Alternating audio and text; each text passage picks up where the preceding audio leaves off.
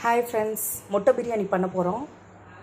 அதுக்கு ஃபஸ்ட்டு முட்டையை பாயில் பண்ணி அதில் கோடு போட்டு வச்சுக்கணும் கத்தியால். அதுக்கப்புறமேட்டு மஞ்சத்தூள், கொஞ்சமாக உப்பு, 1/4 ஸ்பூன் மிளகாத்தூள். அதில் முட்டையை போட்டு லைட்டாக இப்படி தட்டிக்கணும். அலுமினிய சட்டியில், ஸோ அதனால் கொஞ்சம் இதாகிடுச்சு. போட்டோன்னு ஊட்டிக்கிச்சு.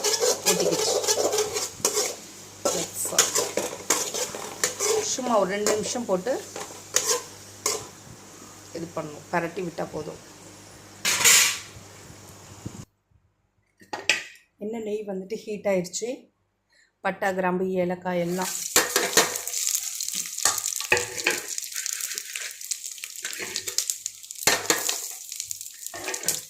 அடுத்து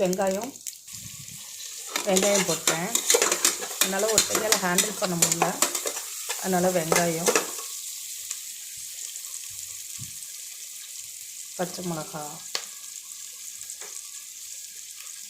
புதினா எல்லாம் போட்டு லைட்டாக வதக்கணும்.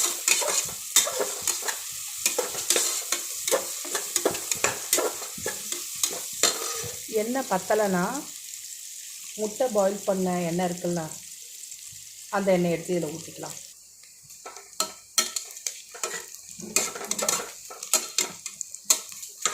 நல்லா வதங்கினதுக்கு அப்புறமேட்டு இஞ்சி பூண்டு பேஸ்ட்டு போடணும். அதுக்கப்புறம் தக்காளி போடணும். இஞ்சி பூண்டு பேஸ்ட்டு,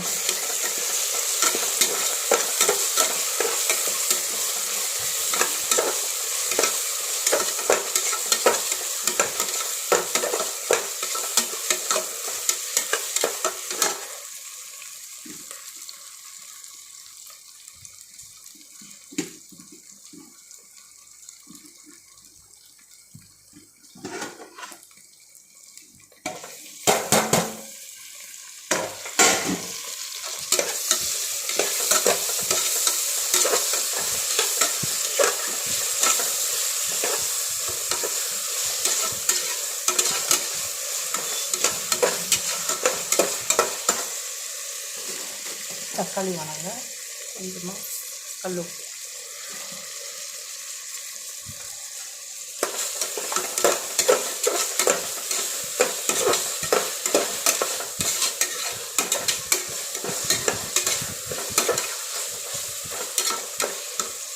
இது வணங்கட்டும். Garam masala 1.5 spoon, biryani masala 1.5 spoon, egg masala 1/2 spoon. நல்லா வணங்கிருச்சு. பிரியாணி மசாலா, எக் மசாலா, கரம் மசாலா,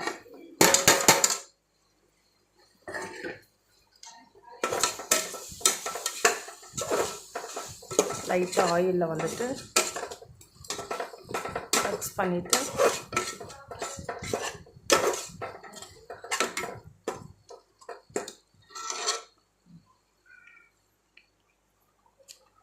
கர்டு கொஞ்சமாக ஆட் பண்ணிக்கணும். போதும்.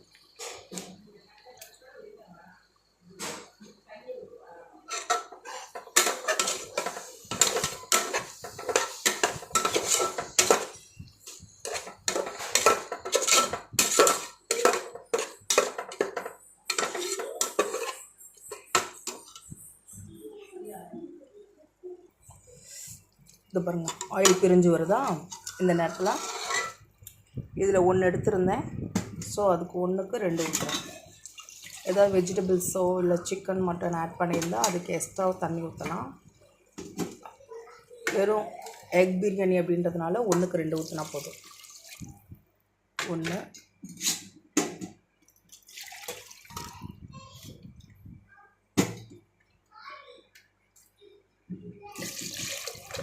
2.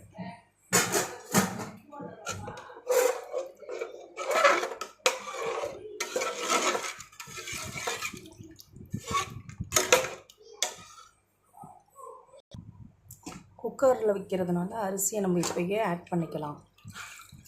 ஊற வைக்காத அரிசியாக இருந்தால் இப்போயே ஊறும். அது கொதி வர்றதுக்கு முன்னாடியே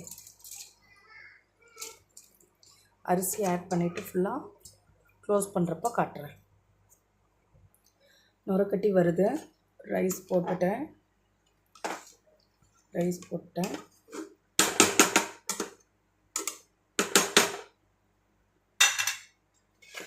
இப்போது பாத்திரமாக இருந்தால் தம் போடுறப்ப போடலாம். ஸோ குக்கராக இருக்கிறதுனால எக்கு ஆயில் எல்லாத்தையும் மிக்ஸ் பண்ணிட்டேன். நல்லா ஒரு கிளறு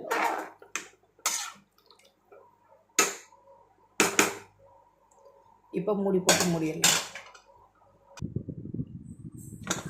ஃபேன் பிரியாணி, எக் பிரியாணி.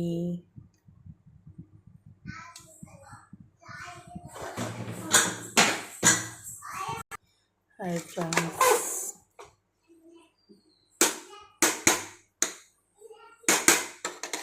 நல்லா சூப்பராக இருக்கு பாருங்கள். பொலன்னு egg biryani ready. Onion raita ready.